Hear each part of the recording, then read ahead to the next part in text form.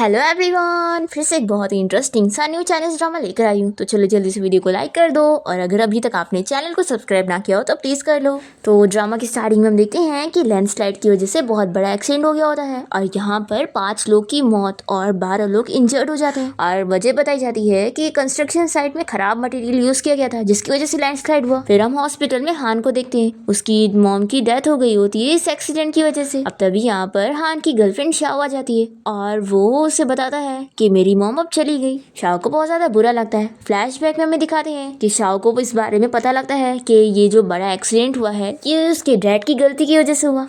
वो शाओ को बताते हैं कि तुम्हारा हार्ट ट्रांसप्लांट करवाने के लिए मुझे जल्द से जल्द पैसे चाहिए थे, इसलिए मैंने खराब मटेरियल यूज करने की परमिशन दे दी। मेरे लिए तुम्हारी जान से ज्यादा दूसरों की जान बिल्कुल नहीं है। शाओ को ये जानकर बहुत बुरा लगता है और वो अपने डैड से कहती है कि अब मुझे कितना ज्यादा बुरा लग रहा है कि दूसरों की जान पे मेरी जान बची है। तो आखिर इस हार्ट का फायदा ही क्या? मुझे तो लग रहा है मुझे मर जाना चाहिए। मेरी वजह से इतने सारे लोगों की जान चली गई और उसमें से हान की मॉम भी थी।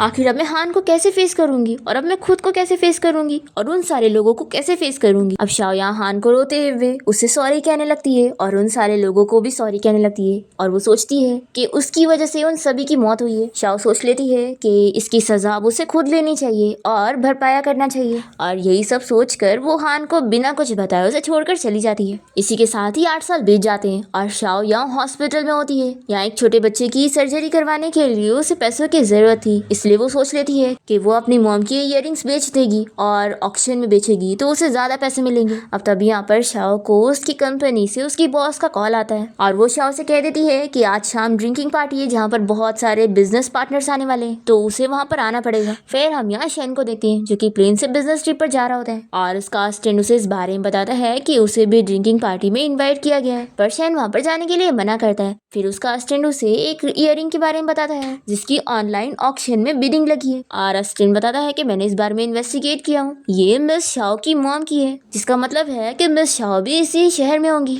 हान ये जानकर बहुत ही खुश होता है और असिस्टेंट को तुरंत ही शाओ के बारे में पता करने के लिए कहता है और वो बहुत ज्यादा अपसेट होता है और सोचता है कि मैं तुम्हें 8 साल से ढूंढ रहा हूँ, आखिर तुम कहाँ चली गई। फिर हान यहाँ होटल के बाहर पहुंच जाता है जहाँ पर उसका कजिन उसे पार्टी में आने के लिए बनाता है और कहता है कि मैंने बहुत सारी ब्यूटीफुल लड़कियों को भी पार्टी में बुलाया हूँ, तुम्हें अच्छा लगेगा। तो हान मना करता है कि मैं इस सब में इंटरेस्टेड नहीं हूँ। तो इसका कजिन येन से कहता है कि तुम्हारी मॉम के जाने के बाद तुमने अब तक किसी भी लड़की को डेट नहीं करे हो और मेरी मॉम तुम्हारे लिए बहुत फिक्र कर रही थी कि कहीं ऐसा तो नहीं कि तुम्हें लड़कियों में इंटरेस्ट ही नहीं है। तो हान कहता है कि आंटी मेरी इतनी फिक्र कर रही है उसके लिए थैंक यू, लेकिन उनसे बता देना कि मैं बिल्कुल हेल्दी हूँ। और फिर हान तुरंत यहाँ से चला जाता है। तभी हम शाओ को पार्टी में जाते हुए देखते हैं। फिर येन यहाँ पार्टी में आकर बता देता है कि मेरा भाई अभी कंपनी के काम में बिजी है तो वो यहाँ पर नहीं आने वाला। फिर शाओ यहाँ पार्टी में पहुंच जाती है और अपनी बॉस से कहती है कि सॉरी मैं लेट हो गई। येन जब शाओ को देखता है तो वो उसे देखते रह जाता है और तभी इतने में उसे हान की कॉल आ जाती है और वो शाओ को देखते हुए हान से बताता है कि भाई मुझे लगता है कि मुझे किसी से प्यार हो गया। और तभी कॉल पे हान शाओ का नाम सुन लेता है और बहुत ज्यादा खुश जाता है और तुरंत ही वापस से कार्ड घुमाता है पार्टी में आने के लिए। यहाँ पर शाओ की बॉस से समझाती है कि लगता है मिस्टर येन तुम्हें इंटरेस्टेड है, इसलिए जाकर उनसे बात करो ताकि हमारी कंपनी की बिजनेस डील फाइनल हो, ठीक है। और वो जबरदस्ती शाओ को येन से बात करने के लिए भेज देती है और जैसी उसे पुश करती है तो वो यहाँ पर येन के ऊपर गिर जाती है और इतने में यहाँ पार्टी में हान आ जाता है और शाओ और हान दोनों एक दूसरे को देख लेते हैं। शाओ येन को देखते के साथ ही अपना कॉलेज टाइम याद करने लगती है कि कैसे वो दोनों डेट कर रहे थे और उसी ने फर्स्ट उसे चेस करी थी। शाओ यहाँ पर हान को देखकर खुश तो होती है पर वो सोचती है कि मैं अब बिल्कुल क्वालिफाइड नहीं हूँ उससे प्यार करने के लिए। यहाँ पर सभी लोग हान को देखकर बहुत ही खुश होते हैं उससे बात करने के लिए, पर वो तो जल्दी से शाओ के पास आ जाता है। इतने में वो एक्टिंग करने लगती है कि हम पहली बार मिल रहे हैं और वो अपनी कंपनी की तरफ से उसे हेलो कहती है। तो हान को बहुत बुरा लगता है और वो कहता है कि क्या ये हमारी फर्स्ट मीटिंग है। तो ये सुनकर शाओ की बॉस पूछ लगती है कि क्या तुम दोनों एक दूसरे को पहले से जानते हैं। तो शाओ कहती है कि बिल्कुल नहीं, हम लोग पहली बार मिल रहे हैं। फिर हान इसे हैंडशेक नहीं करता है और कहता है कि सॉरी मुझे लगा कि तुम मेरी कोई ओल्ड फ्रेंड हो। फिर हान बैठ जाता है और येन उसे पूछता है कि भाई आखिर तुम यहाँ पर क्या कर रहे हो, तुम तो नहीं आने वाले थे ना। हान कहता है कि लगता है मैं गलत टाइम पर आ गया इसलिए तुम्हें बुरा लग रहा है। फिर येन शाओ से पूछ लगता है कि उसके बॉस ने बताया कि वो एक ट्रांसलेटर भी है तो क्या उसने फॉरेन लैंग्वेज भी मेजर करी है। तो शाओ बताती है कि नहीं, मैंने यहीं की यूनिवर्सिटी में बिजनेस स्टडी करी और फिर मैं अब्रॉड चली गई थी स्टडी के लिए और वहाँ पर मैंने फॉरेन लैंग्वेज भी सीख ली। तो येन इसकी तारीफ करता है कि अब समझ आया कि तुम्हारी बिजनेस स्किल्स भी अच्छी है। तो यहाँ पर हान टॉन्ट मारता है कि इसकी बिजनेस स्किल अच्छी है या फिर ड्रिंकिंग स्किल। फिर हान सभी के साथ ड्रिंक ओपन करने के लिए जाता है और यहाँ पर शाओ को बहुत ही बुरा लग रहा होता है। वो सोचती है कि उसने एक्सपेक्ट नहीं करी थी कि वो हान से इस तरीके से फिर से मिलेगी। फिर शाओ बाहर आकर स्मोकिंग करने जा रही होती है। इतने में यहाँ पर हान इसे देख लेता है और उसे पूछता है तुम स्मोक करना कब सीख गई। तो शाओ कहती है कि तुम्हें तो पता ही है ना कि बिजनेस स्किल्स में स्मोकिंग और ड्रिंकिंग तो आती ही है। तो हान पूछता है कि क्या अपने आप को किसी और की बाहों में डालना ये भी क्या बिजनेस में आता है। तो शाओ कहती है कि वो डिपेंड करता है कि सामने वाला बंदा कितना ज्यादा वैल्यूएबल है। तो ये सुनकर हान कहता है कि तुम कितनी बदल गई हो, वो पहले वाली शाओ कहाँ चली गई। तो शाओ कहती है कि लोग बदलते हैं, देखो जैसे कि आज तुम इतने सक्सेसफुल इतने बड़े कंपनी के प्रेसिडेंट बन गए हो और मैं बस एक ऑर्डिनरी सी एम्प्लॉय हूँ जो कि इन्वेस्टमेंट के लिए सभी को अट्रैक्ट करती हूँ और मैं और तुम सेम पाथ से बिल्कुल बिलोंग नहीं करते। तो हान कहता है कि अगर ऐसी बात है कि तुम इन्वेस्टमेंट के लिए अपने आप को तक बेच देती हो तो फिर तुम्हारे पास तो सबसे अच्छा मौका मैं हूँ ना, मुझसे ज्यादा इन्वेस्टमेंट तुम्हें और कौन दे सकता है। तो कहती है कि मिस्टर हान आप फनी बात मत करो, कहाँ मैं और कहाँ आप जैसे रिच बंदे को मैं कहाँ ही पसंद आऊंगी। ऐसा बोलकर ये तुरंत ही जाने लगती है। तो हान पूछता है कि तुम कब तक प्रिटेंड करने वाली हो, आखिर तुम ये मास्क पहन के थक नहीं गई। तो शाओ कहती है कि कौन सा मास्क, मैं ये रियल हूँ। तो हान कहता है कि अगर ऐसी बात है तो फिर तुम मुझे बताओ कि तुम मुझे बिना गुड बाय किए बिना क्यों चली गई थी और आखिर तुमने मुझसे ब्रेकअप क्यों की। तो ये सुनकर फिर से शाओ येन और अपने पुराने टाइम याद करने लगती है और फिर वो उसे कहती है कि ये बहुत सिंपल है, मैं तुमसे खेल के थक गई थी इसलिए मैंने तुमसे ब्रेकअप करी। पर हान नहीं मान रहा होता है और कहता है कि और एक्टिंग करती रहो। तो कहती है कि ठीक है चलो मैं सच बताती हूँ, मैंने तुमसे पैसों के लिए ब्रेकअप करी हूँ क्योंकि उस टाइम पर तुम गरीब थे और मैं बहुत ही अमीर थी और मैं सच में तुम्हारे साथ बस खेल रही थी और जब मेरा खेल की हो गया तो मैं तुम्हें छोड़कर चली गई। ये सब सुनाकर शाओ यहाँ से जा रही होती है। तो हान से रोकर कहता है कि तुमने बहुत अच्छी एक्टिंग की लेकिन तुम जानती हो ना एक झूठ को छुपाने के लिए 100 झूठ बोलने पड़ते हैं। तुम ऐसे टाइप की बिल्कुल नहीं थी, तुम अमीर थी तो क्या हुआ, तुम्हें अपने फैमिली बैकग्राउंड से कुछ लेना देना नहीं था और तुम अभी मुझे बस झूठा एक्सक्यूज देने के लिए ये कह रही हो कि तुमने पैसे की वजह से मुझसे ब्रेकअप करी। तो कहती है कि लेकिन अब तो मुझे पैसे पसंद है। तो हान कहता है कि तुम्हारे डैड ने अपनी जान ले लिए थे लेकिन उन्होंने तुम्हारे लिए काफी पैसे छोड़कर गए थे जिससे तुम जिंदगी भर अच्छी लाइफ जी सकती हो, तो आखिर वो सारे पैसे कहाँ पर है। तो ये कहती है कि मैंने बोली ना मुझे पैसे पसंद है तो मैंने अपने डैड के सारे पैसे खर्च कर दी। तो हान कहता है कि अगर ऐसी बात है फिर तो तुम्हारे सामने एक बिलियनर रिच सीईओ खड़ा हुआ है जो कि तुम्हारा ओल्ड लवर भी है, तो फिर तुम अभी भी प्रिटेंड क्यों नहीं कर रही हो। अगर तुम मुझसे प्यार करने की एक्टिंग करोगी तो मेरे सारे पैसे तो ऑफ कोर्स तुम्हारे ही होंगे, तो बताओ तो भी तुम यही कहोगी कि तुम ये सब पैसों के लिए कर रही थी। तो शाओ चुप हो जाती है और तभी यहाँ पे लाइट जाने की वजह से वो डरने लगती है और फिर हान उसे हक कर लेता है और कहता है कि अब तुम दोबारा मुझे छोड़कर कभी मत जाना। ऐसा बोलकर ये शाओ को किस करने जा रहा होता है पर इतने में लाइट्स ऑन हो जाती है तो शाओ इसे जल्दी से दूर होती है और फिर से सॉरी और बाय बोलकर अंदर भाग जाती है। और तभी यहाँ पर शाओ को हान को शाओ की इयररिंग मिल जाती है। फिर शाओ की बॉस यहाँ पर उसे समझा रही होती है कि तुम्हें अभी मिस्टर हान के साथ और बात करनी होगी और बिजनेस डील करके ही रहना होगा। तो शाओ इसके लिए मना करने लगती है। तो इसकी बॉस इसे समझाती है कि कंपनी के लिए तुम्हें इतना तो करना ही होगा, चाहे तुम्हें जो ट्रिक्स आजमानी पड़ जाए। और फिर वो शाओ से कहती है कि वैसे तुम्हारी एक इयररिंग कहाँ है। फिर शाओ अपनी इयररिंग ढूंढने लग जाती है। तो यहाँ पर स्टाफ बताता है कि पार्टी अब खत्म हो गई है तो सभी को यहाँ से जाना पड़ेगा। फिर शाओ अपनी बॉस के साथ बाहर आ जाती है और तभी यहाँ पर हान अपने भाई के साथ कार से आया होता है। तो यहाँ पर शाओ की बॉस येन को देखकर उसे बताने लगती है कि हमारी कार में कुछ खराबी हो गई है तो क्या आप चेक कर सकते हो। तो येन मान जाता है कि हाँ मैं तो कार रिपेयर करने में बहुत अच्छा हूँ और फिर वो तुरंत ही कार से निकलकर कार रिपेयर करने चला जाता है। और शाओ की बॉस मौके का फायदा उठाने के लिए शाओ को हान से बात करने के लिए भेजती है। तो अपनी बॉस की वजह से शाओ यहाँ पर हान से बात करने जाती है और इतने में वो उसे उसकी इयररिंग दिखाता है और कार में बैठने के लिए कहता है। तो शाओ को उसकी बात माननी पड़ती है और फिर हान कार लेकर निकल जाता है। तो येन यहाँ पर चिल्लाने लगता है कि भाई मुझे तो साथ लेके जाता। फिर ये उसे कॉल करने लगता है तो हान अपना फोन स्विच ऑफ भी कर लेता है। फिर शाओ यहाँ हान से पूछती है कि हम कहाँ पर जा रहे हैं। तो ये कहता है कि घर पे।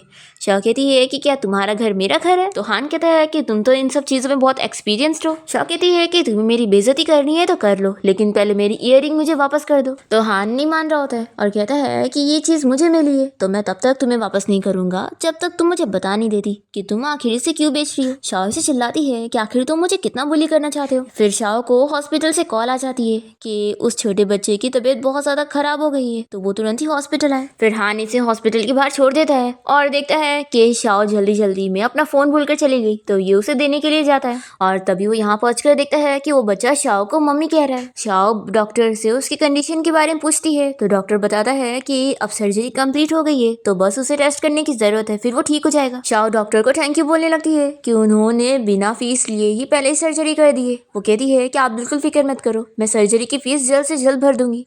तो उस बच्चे की ग्रैंडमा शाओ को चिल्लाने लगती है कि तुम बहुत ही अनलकी हो और तुम्हारी वजह से मेरे ग्रैंडसन की ये हालत हो गई है, तुम यहाँ से निकल जाओ। और वो उसे स्टिक से मारने भी लग जाती है। तभी हान ये देखकर जल्दी से शाओ को बचाने के लिए बीच में आता है और उसके सर में थोड़ी सी चोट लग जाती है। फिर शाओ इसके सर पे मेडिसिन वगैरह लगा देती है और उससे सॉरी कहती है कि मेरी वजह से तुम्हें चोट लग गई, लेकिन देखो इस बात के लिए तुम ग्रैंडमा को ब्लेम मत करना, एक्चुअली वो बहुत ही अच्छी है और वो मेरे साथ ऐसा कभी नहीं करती है। हान कहता है कि तुम फिक्र मत करो, मैं ग्रैंडमा के साथ कुछ भी नहीं करने वाला हूँ। और फिर ये इसका फोन और इसकी इयरिंग इसे वापस कर देता है और ये कहता है कि मुझे पता नहीं था कि तुम अपने बच्चे की सर्जरी करवाने के लिए इयरिंग को बेचना चाहती थी। और फिर हानि से पूछना चाह रहा होता है कि क्या वो सच में उसका बच्चा है, पर इतने में ये बातें घुमाती है और कहती है कि काफी लेट हो गई है, तो तुम्हें यहाँ से जाना चाहिए, ऐसा बोलकर ये चली जाती है। अब तभी यहाँ पे ग्रैंडमा आकर हान को बात करने के लिए साइड में लेके जाती है और उससे काफी माफी मांगने लगती है और कहती है कि मेरी वजह से तुम शाओ को परेशान मत करना, और देखो मेरी वजह से तुम्हें चोट लगी तो तुम्हें मुझसे जितने पैसे चाहिए ले लो। तो ये कहता है कि ग्रैंडमा मैं ऐसा कुछ भी नहीं करने वाला हूँ। तो ग्रैंडमा बहुत ही खुश जाती है और कहती है कि एक्चुअली मैं शाओ को मारना नहीं चाह रही थी और मैं बस एक्टिंग कर रही थी और उस एक्टिंग में गलती से तुम्हें चोट लग गई। हान पूछता है कि ग्रैंडमा मैं समझा नहीं, इसका क्या मतलब है। तो ग्रैंडमा इसे बताने लगती है मेरे ग्रैंडसन की सर्जरी फीस पूरे 1 लाख है और शाओ का हमारे साथ कोई रिलेशन नहीं है, पर वो फिर भी हमारी हेल्प करना चाहती है, पर उसने पहले ही हमारी इतनी हेल्प कर चुकी है, तो आखिर मैं उससे और पैसे कैसे ले सकती हूँ। तो इसी वजह से मैं ये सब एक्टिंग कर रही थी ताकि मैं उसे गुस्सा दिला दूँ और वो यहाँ से चली जाए। तो हान पूछता है कि यानी वो बच्चा शाओ का नहीं है। तो ग्रैंडमा बताती है कि बिल्कुल नहीं, तुम्हें मिसअंडरस्टैंडिंग हो गई, एक्चुअली में लू के डैड कंस्ट्रक्शन साइट एक्सीडेंट में मर गए थे और फिर 2 साल पहले उसकी मॉम भी इस दुनिया से चली गई, तो लू बेचारा अकेला हो गया और शाओ उसकी इतनी केयर करने लग गई कि वो उसे मॉम कहने लग गया। फिर ये जानने के बाद हान बहुत ही खुश होता है कि वो शाओ का असली बेटा नहीं है। फिर यहाँ पे ग्रैंडमा बताने लगती है कि शाओ ने उनकी फैमिली की कितनी हेल्प की है, वो हर साल उन्हें पैसे देती है और उसने उनके ग्रैंडसन की मेडिकल फीस कई बार भर चुकी है, इसलिए मैं उसे हमेशा गुस्सा दिलाती हूँ यहाँ से भगाने के लिए ताकि वो हम पे इतना पैसा ना खर्च करे। और फिर ग्रैंडमा हान से पूछती है कि वैसे तुम शाओ के हो कौन, क्या तुम उसके बॉयफ्रेंड हो। तो कहता है कि ग्रैंडमा अभी तो नहीं हो। तो ग्रैंडमा समझाती है कि फिर तो तुम उसे चेस करो ना, तुम इतने स्मार्ट और हैंडसम हो और उसके लिए परफेक्ट हो, और मुझे तो लगता है कि शाओ को भी तुम ही पसंद हो, बस वो कहती नहीं है तो तुम्हें ही कुछ करना होगा, पर हाँ अगर तुमने शाओ को फ्यूचर में मिसट्रीट करे तो मैं तुम्हें छोड़ूंगी नहीं। हान कहता है कि ग्रैंडमा फिक्र मत करो, मैं शाओ का बहुत ही अच्छे से ख्याल रखूंगा। फिर शाओ जब सर्जरी की फीस भरने के लिए जाती है तो उसे पता लगता है कि किसी ने पहले ही उसकी फीस भर के चला गया है। तो शाओ समझ आती है कि वो कोई और नहीं हान है, तो वो जल्दी से बाहर उसे बात करने जाती है उसे सर्जरी की फीस के लिए पूछने के लिए। तभी वो उसे कहता है कि चलो मैं तुम्हें घर छोड़ देता हूँ। फिर हान शाओ को उसके घर ले आता है और पूछता है कि वो बच्चा और वो ग्रैंडमा तुम्हारे कोई रिलेटिव्स भी नहीं है, तो भी तुम उनकी हेल्प क्यों कर रही हो।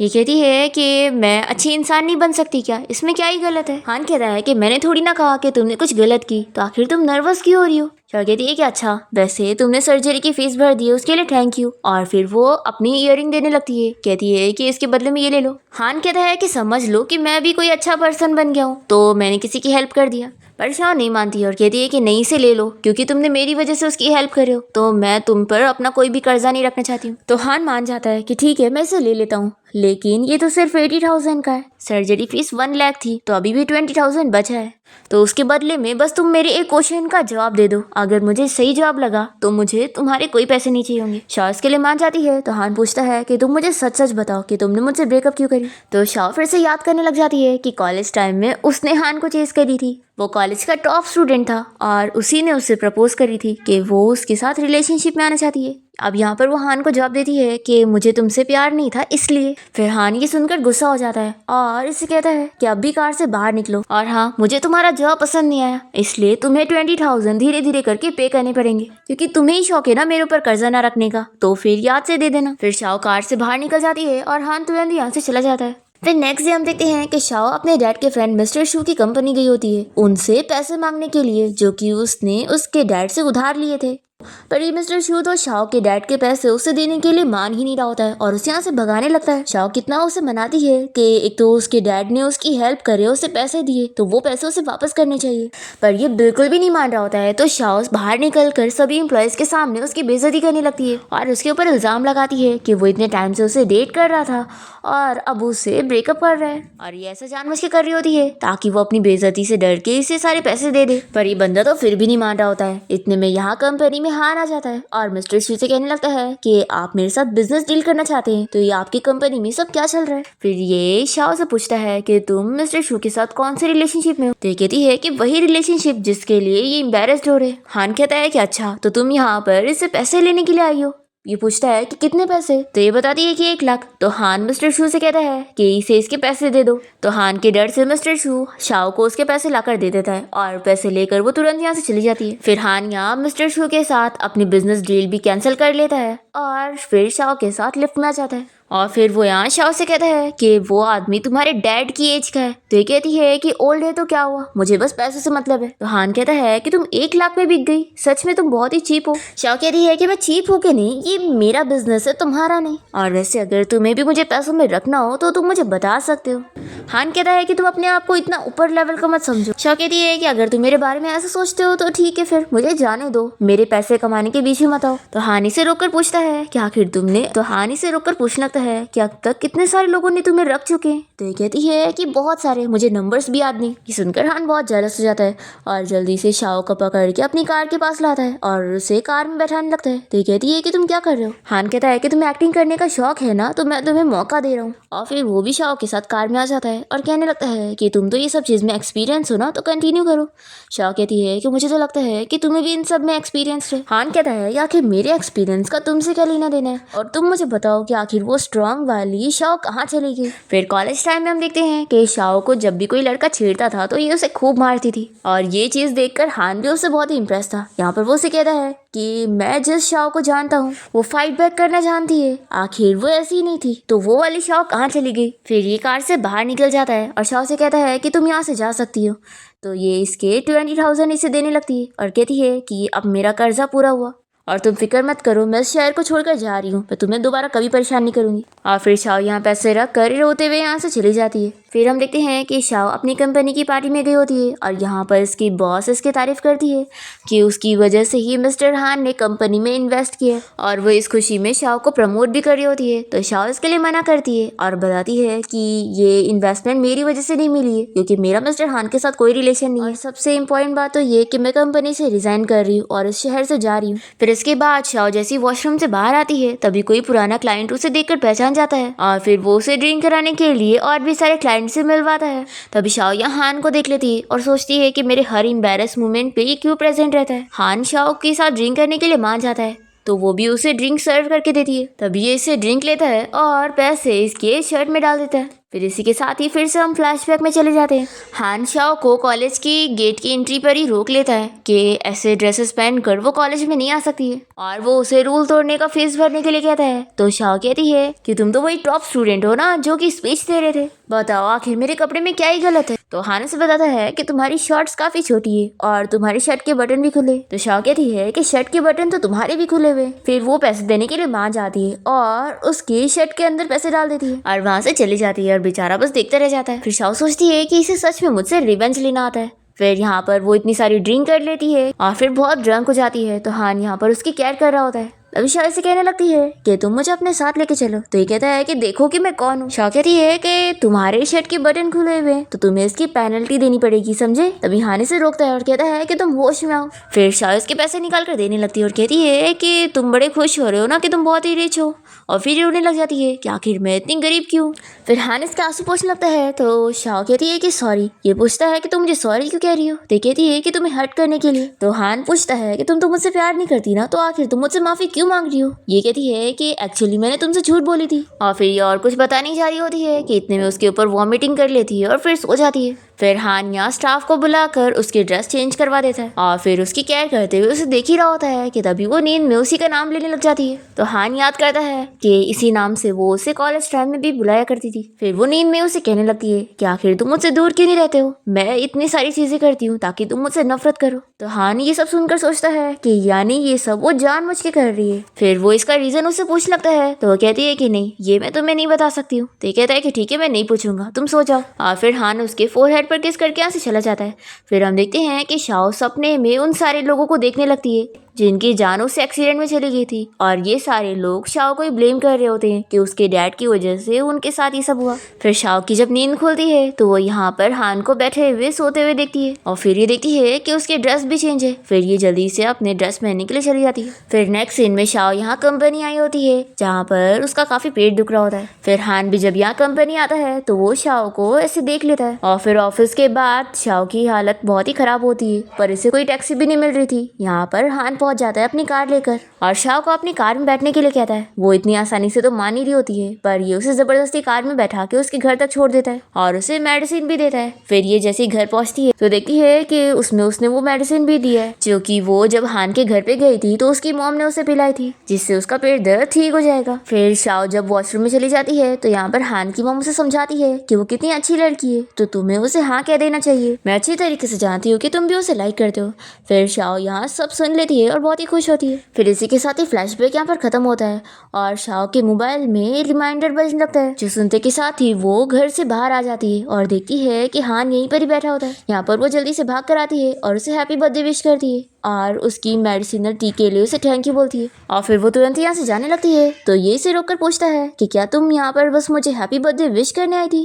तो शाओ कहती है कि मुझे बस तुम्हारा बर्थडे याद आ गया था तो मैं तुम्हें विश करने आ गई। हान कहता है कि तुम्हें सच बोलना चाहिए कि तुम्हें मेरा बर्थडे याद नहीं आया बल्कि तुम मेरा बर्थडे भूली ही नहीं थी। तुम्हें पता है मैं यहाँ पर तुमसे मिलने इसीलिए आया था ताकि मैं अपना बर्थडे तुम्हारे साथ सेलिब्रेट कर सकूं और तुम्हारे साथ डिनर कर सकूं। शॉ कहती है कि सॉरी, मेरी वजह से तुम्हारा बर्थडे खराब हो गया और ये बोलकर वो फिर से जा रही होती है। तो हान इसे रोककर कहता है कि तुम मुझे ध्यान से देखो, मैं तुम्हें 8 सालों से ढूंढ रहा था और मैं तुमसे पूछना चाहता था कि आखिर तुम मुझे छोड़कर क्यों गई थी। लेकिन इससे पहले तुम अपने आप से पूछो कि ये सारी चीजें तुम क्यों कर रही हो। तुम जानबूझ के वो सारी हरकतें कर रही हो ताकि मैं तुम्हें मिसअंडरस्टैंड करूं और तुम्हारी ये सारी चीजें करके मुझे दूर करने का बस यही रीजन है क्योंकि तुम मुझे सच में लाइक करती हो और अभी भी लाइक करती हो। तो ये सुनते के साथ ही शाओ हान को किस कर लेती है पर फिर उसे याद आने लगता है कि कैसे उसके डैड की वजह से इतने सारे लोग मर गए थे और वो सब उसे ब्लेम करने लग जाते हैं। तो शाओ हान से दूर हो जाती है और फिर उसे चिल्लाने लगती है कि तुम्हें मुझे भूल जाना चाहिए था क्योंकि मैं तुम्हारे लायक हुई नहीं। हान कहता है कि फिर आखिर तुम अभी ये सब क्या कर रही थी। शाओ कहती है कि तुम ये सब भूल जाओ, वैसे भी मैं इस शहर को छोड़कर जाने वाली हूँ और अब हम दोनों दोबारा एक दूसरे से कभी नहीं मिलेंगे। फिर हान बहुत ही गुस्सा होकर यहाँ से चला जाता है और शाओ भी रोने लगती है। नेक्स्ट डे वो अपने कंपनी जाकर रिजाइन कर रही होती है और वो अपनी सारी चीजें पैक करके यहाँ से निकल रही होती है। तो शाओ का फ्रेंड उसे कहता है कि अगर तुम्हें कभी फ्यूचर में मेरी हेल्प की जरूरत हो या कभी जॉब चाहिए हो तो तुम मुझे बता सकती हो। फिर शाओ सभी को बाय बोलकर जा रही होती है और इन लोगों को रात में पार्टी में आने के लिए बोलती है। फिर पार्टी के बाद सभी लोग यहाँ से चले जाते हैं और शाओ के साथ उसका फ्रेंड बचता है और वो शाओ को मनाता है कि मेरे फ्रेंड्स मेरी गर्लफ्रेंड से मिलना चाहते हैं और मेरी अभी कोई गर्लफ्रेंड नहीं है तो क्या तुम मेरी गर्लफ्रेंड बनने का प्रिटेंड कर सकती हो। तो शाओ इसकी हेल्प करने के लिए मान जाती है। फिर दोनों ही साथ में ड्रिंक करते हुए काफी बातें करने लगते हैं और फिर शाओ जब वॉशरूम से वापस यहाँ पर आती है तो देखती है कि कुछ गुंडे लोग उसके फ्रेंड को बुली कर रहे हैं। फिर ये उनसे फाइट करने लग जाती है अपने फ्रेंड को प्रोटेक्ट करने के लिए और अभी दोनों ही मिलकर लड़ने लगते हैं। फिर यहाँ पर हान भी पहुंच जाता है शाओ को प्रोटेक्ट करने के लिए और हान को फिक्र होती है कि शाओ को कोई चोट न लग गई हो। पर फिर हान साइड में खड़े होकर देख रहा होता है कि शाओ तो अपने फ्रेंड की इतनी केयर कर रही है। तो यहाँ पर हान के फ्रेंड को ये देख ही नहीं जा रहा होता है कि हान ऐसे साइड में खड़ा है और उसकी गर्लफ्रेंड दूसरे की केयर कर रही है। फिर हान से कहता है कि चल मैं ही तेरी हेल्प करता हूँ। फिर ये शाओ के पास जाता है और उसे बताता है कि तुम्हें जो प्रोटेक्ट कर रहा था उसे भी चोट लग गई है तो उसे भी कुछ मेडिसिन लगा दो। तो शाओ यहाँ पर हान की चोट पर भी मेडिसिन लगाने के लिए आ जाती है तो बहुत ही खुश हो जाता है और फिर उसे पूछता है कि वैसे तुम्हारा उसके साथ क्या रिलेशनशिप है। तो शाओ बताती है कि वो मेरा कलीग है और साथ ही मेरा फ्रेंड भी। फिर ये लोग बाहर आ जाते हैं और शाओ का फ्रेंड यहाँ से चला जाता है।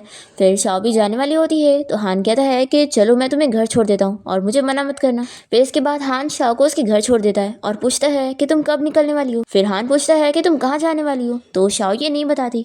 तो हान कहता है कि लगता है तुम मुझे नहीं बताओगी। तो शाओ कहती है कि अब हम दोबारा कभी नहीं मिलेंगे। ऐसा बोलकर वो कार से बाहर निकल जाती है। तभी इसे कहता है कि मैं तुम्हें 8 सालों से ढूंढ रहा था, तो मैं वापस से 8 साल लगाने के लिए तैयार हूँ तुम्हें ढूंढने के लिए। इसलिए अब तुम चाहे जहाँ चली जाओ, मैं तुम्हें डेफिनेटली ढूंढ के रहूंगा। तो ये कहती है कि तुम्हारी मर्जी, और ऐसा बोलकर अपने घर चली जाती है। फिर नेक्स्ट डे शाओ टैक्सी में बैठकर यहाँ से जाने के लिए निकलती है, और फिर वो हान की मॉम की ग्रेव पर गई होती है और उनसे माफी मांगने लगती है, और रोते हुए कहती है कि अब तक मैं आपको फेस नहीं कर पा रही थी, इसलिए मैं यहाँ पर नहीं आई, क्योंकि सब मेरी वजह से हुआ है। अगर मैं ना होती तो मेरे डैड ऐसा कभी नहीं करते। फिर शायद आपका ट्रीटमेंट हो चुका होता और आप सरवाइव करती, तो आज आप देख पाती कि आपका बेटा कितना सक्सेसफुल हो चुका है। फिर शाओ काफी बार सॉरी बोलते हुए यहाँ से रोते हुए चली जाती है, और फिर वो होम टाउन आ जाती है अपनी ग्रैंडमा के घर पे, और वो देखती है कि यहाँ पर कुछ लोग पैसे मांगने के लिए आए होते हैं। उसके ग्रैंडमा और उसके अंकल को परेशान कर रहे होते हैं। शाओ की ग्रैंडमा उसे बताती है कि उसके अंकल ने इन सारे लोगों के साथ जुए के खेल में काफी पैसे हार गए,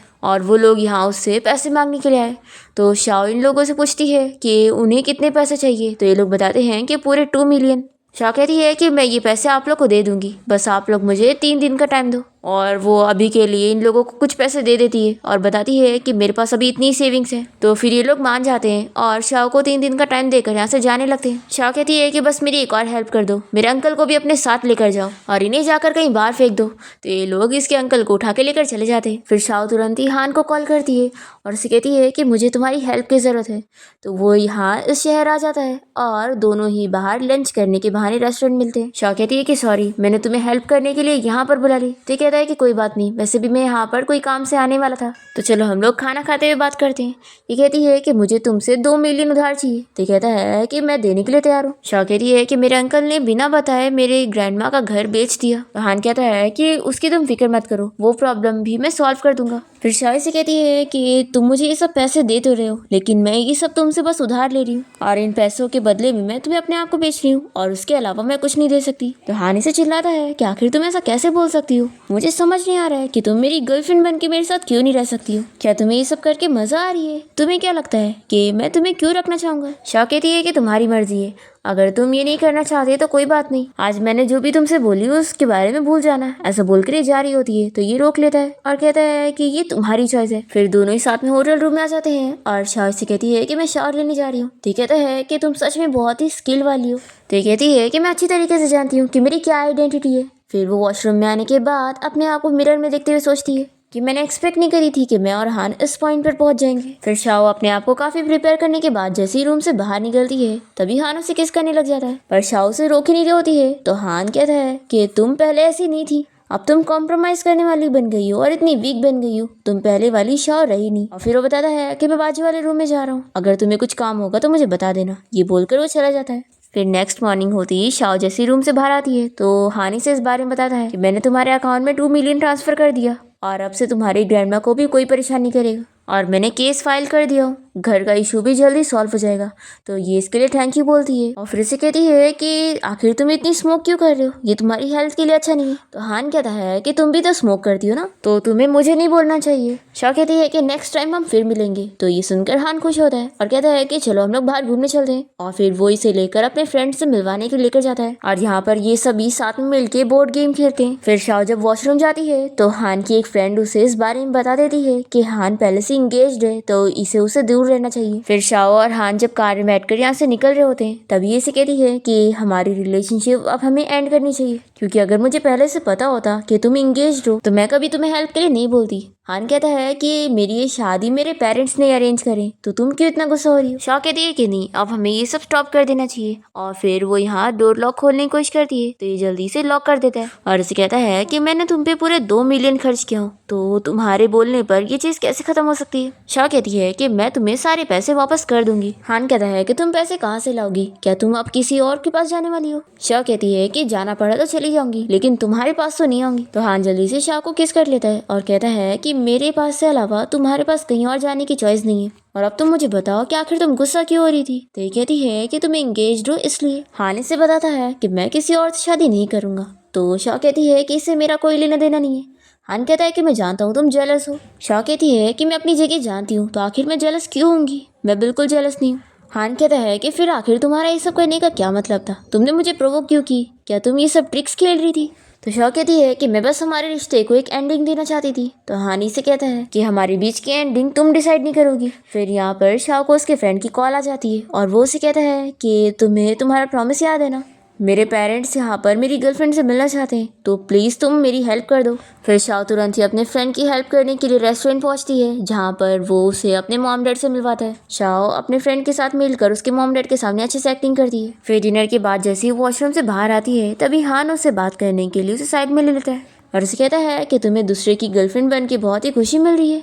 ये कहती है कि तुम यहाँ पर क्या कर रहे हो, क्या तुम मेरा पीछे करके आए हो। हान कहता है कि आखिर मैं यहाँ पर क्यों नहीं आ सकता, तुम जब दूसरे की गर्लफ्रेंड बन के घूम सकती हो तो फिर। तो शाओ बताती है कि मैं बस अपने फ्रेंड की हेल्प करने आई हूँ। ये कहता है कि बताओ उसने तुम्हें कितने पैसे दिए, मैं तुम्हें डबल दूंगा। तो शाओ कहती है कि वो तो बहुत ही इनोसेंट है, लेकिन तुम तो इंगेज्ड हो और मैं एक मैरिड मैन को डेट नहीं करती हूँ। तभी हान फिर से शाओ को किस कर लेता है और उसे कहता है कि यहाँ डिनर करने के बाद घर जल्दी आ जाना, मैं तुम्हारा वेट करूंगा। फिर यहाँ पर हान घर पे शाओ का वेट कर रहा होता है। जैसे वो यहाँ पर आती है तो वो कहती है कि मैं घर आ गई। वो गुस्से में होने की एक्टिंग कर रहा होता है तो ये सोचती है कि ये कितना चाइल्डिश है। फिर ये इसके लिए एप्पल लेकर आती है और कहती है कि तुम्हें भूख लग रही होगी ना, तो इसे खा लो। और फिर वो उसके लिए छीलने लगती है और तभी शाओ के हाथ में चोट लग जाती है। तो हान उसकी फिक्र करने लगता है और जल्दी से उसके हाथ में मेडिसिन लगाता है और फिर उससे पूछता है कि क्या तुम जर्मनी में अकेले रहती थी, क्योंकि तुम्हें तो खुद का ख्याल भी नहीं रखना आता है। शाओ कहती है कि तुम मुझे ऐसे शक करके क्या देख रहे हो, मैं सच में अकेली रहती थी और तुम्हें पता है मैंने स्कॉलरशिप भी जीती। हान कहता है कि क्या सच में तुम्हें इतना दिमाग है। शाओ कहती है कि ऑफ कोर्स, हाँ मैं मानती हूँ कि मैं तुम्हारी जितनी स्मार्ट तो नहीं हूँ, मैंने देखी थी तुम्हारा एक्सपेरिमेंट तो कितना ज़्यादा अच्छा हुआ था और तुम्हें अवार्ड भी मिला था। ये सुनकर हान शॉक होता है और कहता है कि क्या तुम मेरा एक्सपेरिमेंट देखने आई थी। तो शाओ बताती है कि हाँ, मैं जर्मनी से सीक्रेटली वापस आई थी। हान ये सुनकर खुश होता है और फिर से बताता है कि वैसे मैं भी तुमसे मिलने के लिए जर्मनी गया था, पर मैं तुम्हें ढूंढ ही नहीं पाया और जहाँ मैं गया वहाँ से तुम कहीं और शिफ्ट हो चुकी थी। फिर शाओ को मैसेज आता है तो वो यहाँ हान को बताती है कि कल मैं बाहर जाने वाली हूँ, मुझे जॉब मिल गई है। मैंने बोली थी ना कि मैं पैसे कमा कर तुम्हें वापस कर दूंगी, तो मैं अपना प्रॉमिस भूली नहीं हूँ। हान कहता है कि तुम्हें कौन सी जॉब मिली है। तो ये बताती है कि मैं 8 साल के एक बच्चे को ट्यूटर करने वाली हूँ और उसे फ्रेंच सिखाने वाली हूँ। हान कहता है कि तुम्हें फ्रेंच भी आती है। तो शाओ कहती है कि मैंने पैसे कमाने के लिए सीख ली। फिर नेक्स्ट डे शाओ अपनी ट्यूटरिंग जॉब पर आ जाती है और तभी यहाँ पर हान और येन आ जाते हैं और शाओ को पता लगता है कि ये तो हान की आंटी का घर है। यहाँ पर येन शाओ को देखकर खुश होता है और शाओ ये सब जानने के बाद सोचने लगती है कि अच्छा, तो ये सारी हान की प्लानिंग थी, उसे पहले से पता था, इसीलिए उसने मुझे यहाँ पर जॉब दिलाया। फिर यहाँ पर येन अपनी आंटी से कहने लगता है कि मैं शाओ को गार्डन में वॉक कराने के लिए लेकर जाता हूँ और उसे गार्डन भी दिखा दूंगा। तो शाओ भी मान जाती है और वो येन के साथ बाहर आ जाती है। दोनों बात कर ही रहे होते हैं कि तभी बीच में यहाँ हान आ जाता है और वो येन को कोई काम से भेज देता है और फिर जल्दी से शाओ का हाथ पकड़ के उसे साइड में लेकर आ जाता है और फिर उसे किस करने लगता है। तो शाओ जल्दी से उसे दूर करती है और कहती है कि तुम्हारी आंटी का घर है, कोई हमें देख लेगा तो अच्छा नहीं होगा। हान कहता है कि क्या तुम्हें सच में इतना डर लग रहा है कि हमारी रिलेशनशिप के बारे में सब जान जाएंगे। अभी येन जब तुम्हें बातें करने के लिए यहाँ पे ला रहा था तो तुम तुरंत आ गई। शाओ कहती है कि तुम्ही ने पहले प्लानिंग करे थे ना और मुझे बताया भी नहीं कि ये जॉब तुम्ही ने मुझे दिलाया। हान कहता है कि हाँ, ये जॉब मैंने तुम्हें दिया, इसमें लेकिन मेरी क्या गलती है। अब तभी यहाँ पर आंटी का बेटा आ जाता है और वो शाओ से पूछने लगता है कि मिस हमारी क्लास कब स्टार्ट होगी। तो शाओ से कहती है कि अब छोड़ो, मुझे क्लास के लिए जाना है। तो हान कहता है कि पहले मेरे सवाल का जवाब दो। शाओ मान जाती है कि ठीक है, मैं ये जॉब छोड़कर नहीं जाऊंगी। फिर शाओ जब हान के छोटे भाई को पढ़ा रही होती है तभी यहाँ हान बीच में आ जाता है और वो यहाँ शाओ को टच करते हुए उसे डिस्टर्ब करने लगता है। तो वो यहाँ से उसे भगा देती है कि मुझे तुम डिस्टर्ब मत करो। फिर यहाँ पर येन भी आ जाता है शाओ को फ्लावर्स देने के लिए। दूसरी तरफ हान के अंकल उसे उसकी फियांसी से मिलवाते हैं जिसका नाम तैंग होता है। वो यहाँ हान से हैंडशेक करके बहुत ही खुश हो रही होती है और उसे बताती है कि वो दोनों बहुत पहले ही मिल चुके हैं। तभी शाओ यहाँ पर आकर इन दोनों को देख लेती है और बहुत ही अपसेट होने लगती है। तो उसके हाथ में पेन होता है। फिर शाओ को देखकर हान उस लड़की का हाथ तुरंत ही छोड़ देता है तो वो बहुत ही गुस्सा होती है। फिर शाओ येन से इस बारे में पूछती है कि आखिर वो लड़की कौन थी। तो ये बताता है कि वो मेरे भाई की फियांसी थी। तो ये अपसेट हो जाती है और सोचती है कि यानी हान सच में इंगेज्ड है। फिर शाओ को उसकी ग्रैंडमा की कॉल आती है तो शाओ ने बताती है कि मैं अभी जॉब पर आई हूँ और थोड़ी देर में घर आ जाऊंगी। तभी इतने में तैंग यहाँ पर आकर इसके ऊपर पानी फेंक देती है और चिल्लाने लगती है कि हान की फियांसी मैं हूँ, इसलिए अच्छा होगा कि तुम मेरे फियांसी से दूर रहो और उसे सेड्यूस करने का सोचना भी मत।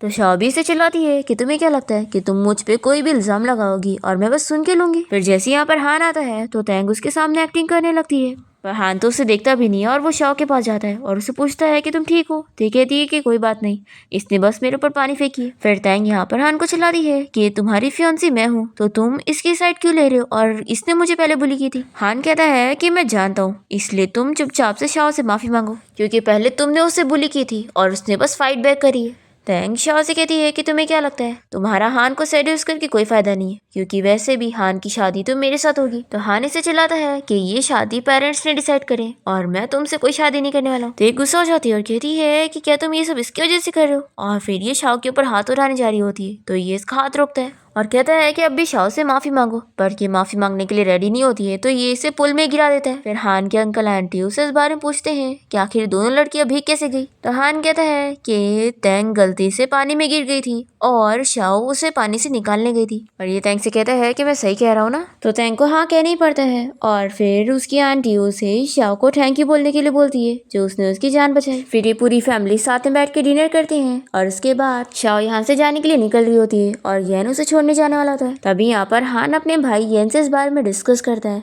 कि एक्चुअली में वो शाओ को लाइक करता है, इसलिए वो उस पे गिव अप तो नहीं करने वाला, बल्कि उसे गिव अप करनी पड़ेगी। फिर हान शाओ के साथ कार में आ जाता है। तो वो इसे कहती है कि वो तुम्हारा भाई है ना, तो आखिर तुम वो सब उसे क्यों कह रहे थे, मैंने तुम लोगों की सारी बातें सुनी।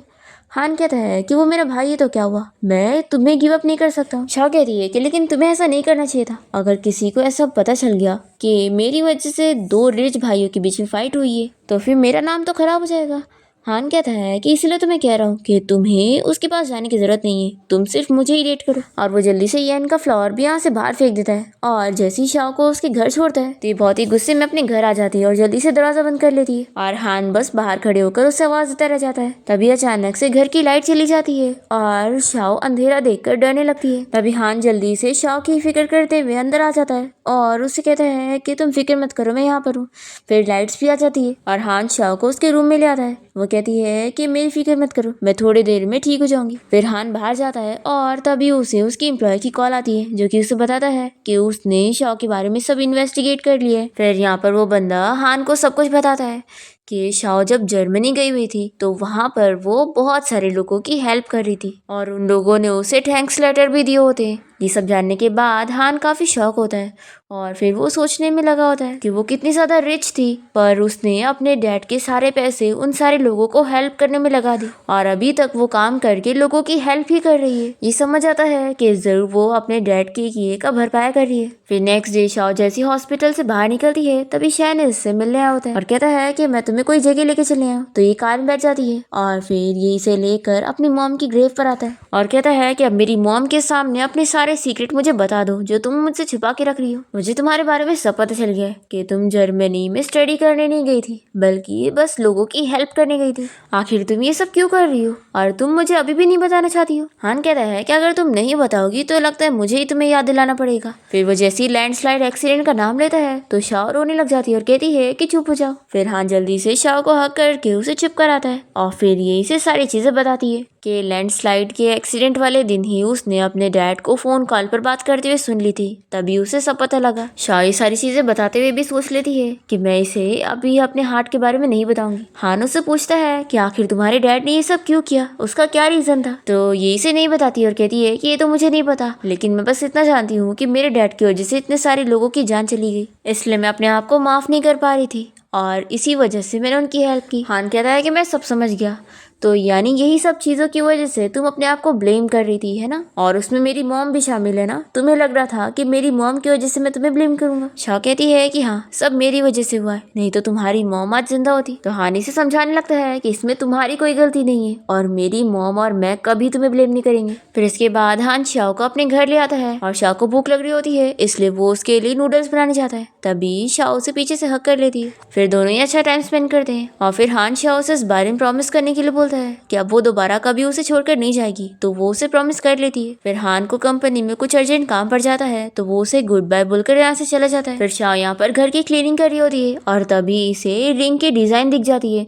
जिसे देखकर ये समझ जाती है कि हान इसे जल्दी ही प्रपोज करने वाला है। फिर यहाँ पर शाओ के हार्ट में पेन होने लगता है तो वो जल्दी से मेडिसिन लेती है और अपनी ऐसी कंडीशन देखकर वो समझ जाती है कि अब उसके पास सच में ज्यादा टाइम नहीं बचा है। इसलिए वो सोच लेती है कि उसे अब हान के साथ ब्रेकअप करना ही होगा।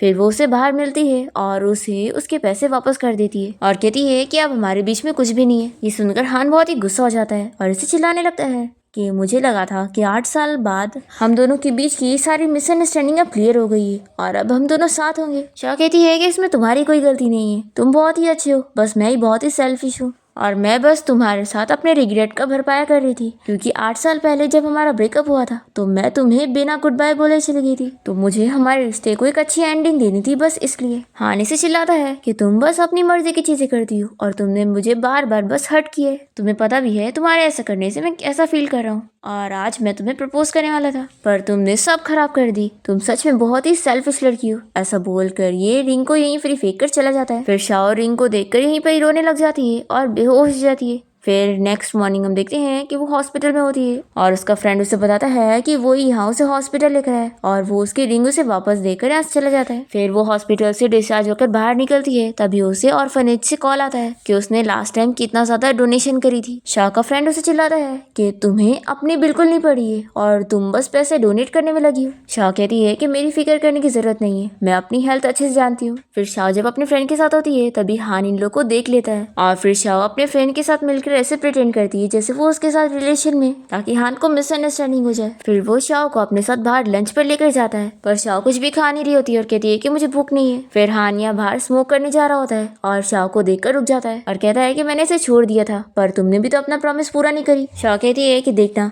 तुम्हें एक ऐसी लड़की मिलेगी जो अपना प्रॉमिस पूरा करेगी। फिर ये दोनों जैसे बाहर आते हैं तो शाओ अपनी कार में बैठने लगती है। हान कहता है कि अच्छा तुम्हें ड्राइविंग करना भी आता है। फिर शाओ कार ड्राइव करके यहाँ से निकलने वाली होती है पर तभी हान जानबूझ के पीछे से उसकी कार हिट कर देता है और फिर उसकी कार रिपेयर करवाने के लिए यहाँ से भेज देता है और उसे फोर्स करता है कि अब तुम्हें मेरी कार में ही बैठना पड़ेगा। फिर हान शाओ से इस बारे में पूछता है कि वो तुम्हारी कार थी या फिर उस लू की, तो शाओ बताती है कि लू की। तो हान कहता है कि तभी तो मैं बोलूँ कि मुझे उस कार को हिट करने का क्यों मन कर रहा था। शाओ कहती है कि हाँ हम तुम्हारे जैसे रिच लोग थोड़ी ना जो जब चाहे किसी भी कार को हिट कर दे। फिर हान शाओ को उसके घर छोड़ देता है और वो इसे पैसे देकर तुरंत ही अपने घर चली जाती है। फिर हान शाओ के फ्रेंड लू का कार्ड देखकर उसके नंबर पे उसे कॉल करता है और उसे बाहर बात करने के लिए बुलाता है और उसे सॉरी वगैरह कहता है कि उसने उसकी कार को हिट कर दिया। तो लू कहता है कि मिस्टर हान आपको सॉरी बोलने की जरूरत नहीं है, वैसे भी कार के ऊपर इंश्योरेंस थी तो इंश्योरेंस पॉलिसी पे करेगी। हान कहता है कि लेकिन मैं तुमसे सॉरी करना चाहता हूँ और इसके बदले में मैं तुम्हारी कंपनी के साथ कॉन्ट्रैक्ट करने के लिए तैयार हूँ। फिर लू तो बहुत ही खुश हो जाता है कि हान उसके साथ इतना इंपॉर्टेंट प्रोजेक्ट करने के लिए मान रहा है। हान कहता है कि लेकिन तुम्हारी कंपनी का कोई रिलायबल बंदा मेरी कंपनी के साथ कॉन्ट्रैक्ट के लिए बात करनी चाहिए और हान सामने से कह देता है कि शाओ इसके लिए बेस्ट कैंडिडेट रहेगी। तो लू भी मान जाता है कि हाँ शाओ बहुत ही टैलेंटेड है और वो ये काम कर लेगी। फिर हाने से बातों बातों में पूछता है कि वैसे शाओ और तुम्हारे बीच में क्या रिलेशनशिप है, तो ये कहता है कि बस फ्रेंडशिप का। पर फिर इसे शाओ की बात याद आती है कि शाओ ने इसे समझाई थी कि उसने भी इसकी गर्लफ्रेंड बनने की एक्टिंग करी है तो सभी के सामने उसे उसकी गर्लफ्रेंड ही बोलना चाहिए। फिर यहाँ पर ये हान से कह देता है कि वो मेरी गर्लफ्रेंड है। तो ये सुनकर हान को बहुत ही गुस्सा आती है। फिर हम देखते हैं कि शाओ जैसे ही अपने घर पहुंचती है और लिफ्ट का बटन प्रेस करती है, इतने में हान यहाँ पर आ जाता है और उसे पूछता है कि तुम्हारे पास अब लवर है। शाओ कहती है कि मेरा हाथ छोड़ो। तो ये कहता है कि पहले मेरा जवाब दो। तो शाओ से झूठ कह देती है कि हाँ है और वो सोचती है कि लू को अपना बॉयफ्रेंड बनने का प्रिटेंड करने का आइडिया एकदम सही है। शाओ से कहती है कि तुम्हें क्या लगता है कि तुम्हें मेरे इकलौते एक्स हो? नहीं, मेरे बहुत सारे एक्स हैं और मैं तुम्हारे साथ रिलेशन में बस पैसों की वजह से थी और अब मुझे पैसों की जरूरत नहीं। अब मैं लू के साथ बहुत ही खुश हूँ और उसके पेरेंट्स भी मुझे लेकर खुश है। हान बहुत ही अपसेट हो जाता है और कहता है कि लू में ऐसा क्या है जो मेरे में नहीं है। शाओ कहती है कि मैंने बताई ना, इसमें तुम्हारी कोई गलती नहीं है, मैं ही एक प्ले गर्ल हूँ और कॉलेज टाइम में भी मैं बस तुम्हें डेट करके खेल रही थी क्योंकि तुम गुड लुकिंग थे और टॉप स्टूडेंट थे। वो ऐसे इसे काफी सारी बातें सुनाकर इसे छोड़कर चली जाती है। फिर नेक्स्ट डे हम देखते हैं कि शाओ को उसका चाइल्डहुड फ्रेंड मिल जाता है और वो उसे अपने हार्ट की बीमारी के बारे में बता देती है कि जब से उसका हार्ट ट्रांसप्लांट हुआ है उसकी हेल्थ ठीक नहीं है और वो मरने वाली है। और वो अपने फ्रेंड को समझाती है कि वो इस बारे में हान को बिल्कुल ना बताए। फिर शाओ कंपनी आ जाती है और इसका फ्रेंड लू से समझाता है कि उन लोग की कंपनी को हान की कंपनी के साथ काम करने का मौका मिला है और वो प्रोजेक्ट की इंचार्ज है, तब उसे हान की कंपनी जाकर अच्छे से काम करना होगा। फिर शाओ हान की कंपनी आकर उसके साथ इस प्रोजेक्ट पर काम कर रही होती है और वो तो बहुत ज़्यादा खुश होता है। फिर लंच ब्रेक के टाइम पर ये लोग बाहर खाना खाने गए होते हैं और तभी शाओ से गलती से हान के ऊपर पानी गिर जाता है फिर वो जल्दी से हान को लेकर हॉस्पिटल आती है और उससे जल्दी से मेडिसिन लगाती है। फिर वो उसकी क्लोज आने लगता है तो ये कहती है कि हमारा लंच ब्रेक खत्म हो गया है तो वापस चलना चाहिए। फिर ऑफिस की छुट्टी होने के बाद हान शाओ को अपनी कार से लेकर जा रहा होता है और तभी वो उसे एक गिफ्ट देता है और कहता है कि ये तुम्हारा बर्थडे गिफ्ट है। शाओ इसे नहीं ले रही होती है और कहती है कि बहुत ही एक्सपेंसिव है, मैं नहीं ले सकती। हान कहता है कि आखिर तुम मुझसे अच्छे से बात नहीं कर सकती हो, मैं जानता हूँ तुम मुझे लाइक करती हो तो आखिर मुझे एक्सेप्ट क्यों नहीं करती। शाह कहती है कि बिल्कुल भी नहीं, मेरे पास पहले से ही बॉयफ्रेंड है। हान कहता है कि तुम कब तक एक्टिंग करने वाली हो, मैं जानता हूँ कि लू और तुम्हारे बीच में ऐसा कुछ भी नहीं है और तुम्हें अब जब तक एक्टिंग करनी है कर लो, मैं तुम्हारा वेट करने के लिए तैयार हूँ। शाह सोचती है कि मैं तुम्हें वेट करते हुए नहीं रख सकती हूँ और वो अपने डॉक्टर की बात याद करती है। डॉक्टर ने शाह को बताया है कि उसे जल्द से जल्द अपनी सर्जरी करवाने की जरूरत है, अगर वो सर्जरी नहीं करवाएगी तो 1 महीने में वो कभी भी मर सकती है। अब यहाँ पर वो हान से कह देती है कि मैं इस बारे में सोचना चाहती हूँ। तो हान तो बहुत ही खुश जाता है और कहता है कि मैं तुम्हारा वेट करने के लिए तैयार हूँ। फिर इसके बाद शाह अपने घर पे होती है और वो हान की रिंग देखते हुए सोचती है कि क्या मुझे उसे हाँ कह देना चाहिए। फिर नेक्स्ट डे शाह जब कंपनी जाती है तो उसे पता लगता है कि हान अपनी आंटी के घर पे गए और वहाँ पर उसकी एंगेजमेंट पार्टी है। फिर वो बहुत ही अपसेट होती है और यहाँ पर फिर वो कंपनी के साथ ट्रिप पर जा रही होती है। तभी अचानक से हान बीच रास्ते में आकर कार रोकता है और शाओ से कहता है कि क्या उसे एंगेजमेंट पार्टी के बारे में पता था, तो वो हाँ कहती है और उसे गुड लक विश करती है उसके आगे की लाइफ के लिए और फिर अपने फ्रेंड के साथ वो यहाँ से चली जाती है। फिर हम देखते हैं कि शाओ बीमार हो जाती है और फिर हॉस्पिटल में एडमिट होती है और यहाँ पर उसके फ्रेंड उसकी केयर कर रहे होते हैं। दूसरी तरफ हान को शाओ की फिक्र हो रही होती है क्योंकि वो उसे बिल्कुल कॉन्टेक्ट नहीं कर पा रहा होता है। फिर वो उसके फ्रेंड से जाकर पूछता है कि आखिर शाओ कहाँ पर है। तो पहले तो वो लोग उसे झूठ बोलते हैं कि वो अब्रॉड चली गई, पर फिर वो लोग सच बता देते हैं कि वो हॉस्पिटल में है। फिर हान जल्दी से शाओ से मिलने पहुंचता है और वो उसे देखकर खुश होती है और वो उसे सब बताने लगती है कि मैं तुमसे प्यार करती हूँ लेकिन मैं मरने वाली हूँ, पर मैं मरना नहीं चाहती और शायद मैं तुम्हें छोड़कर नहीं जा पाऊंगी। फिर हान यहाँ पर बहुत ज्यादा रोने लग जाता है और शाओ के दोनों फ्रेंड उसे सॉरी कहते हैं कि हम तुम्हारा सीक्रेट नहीं रख पाए। यहाँ पर शाओ हान को अपनी फीलिंग्स बताते हुए बेहोश हो जाती है और फिर शाओ के फ्रेंड्स उसे बताते हैं और फिर शाओ के फ्रेंड्स हान को बताते हैं कि वो सर्जरी नहीं करवाना चाहती थी क्योंकि वो जीना ही नहीं चाहती है और ये सर्जरी उसकी लाइफ के लिए रिस्की भी है। पर हान डॉक्टर से कह देता है कि उसकी सर्जरी होनी चाहिए और फिर फाइनली हम देखते हैं कि सर्जरी सक्सेसफुल हो जाती है और शाओ बिल्कुल ठीक होती है और उसे होश भी आ जाता है। ये देखकर शाओ के फ्रेंड्स भी बहुत ही हैप्पी होते हैं और फिर ये लोग हान और शाओ का अकेले में बात करने के लिए छोड़कर चले जाते हैं। शाओ हान से सॉरी कहती है कि उसने उसे इतनी बड़ी बात छुपा के रखी थी और इस वजह से उसने उसे बहुत अपसेट करी। हान कहता है कि हाँ मैं बहुत गुस्सा हूँ। शाओ कहती है कि हमारे जो 8 साल वेस्ट हुए हैं मुझे उसका भरपाई करना है और दोनों डिसाइड करते हैं कि शाओ जैसी ठीक हो जाएगी तो दोनों कॉलेज जाएंगे घूमने के लिए। फिर दोनों ही अपने कॉलेज आ जाते हैं और पुरानी चीजें याद करने लगते हैं। यहाँ पर शाओ हान को वैसे ही प्रपोज करती है जैसे उसने उसे कॉलेज टाइम में करी थी और फिर हान उसे रिंग पहना देता है और फिर दोनों ही किस करते हैं और इसी के साथ इस ड्रामा की हैप्पी एंडिंग यहाँ पर हो जाती है।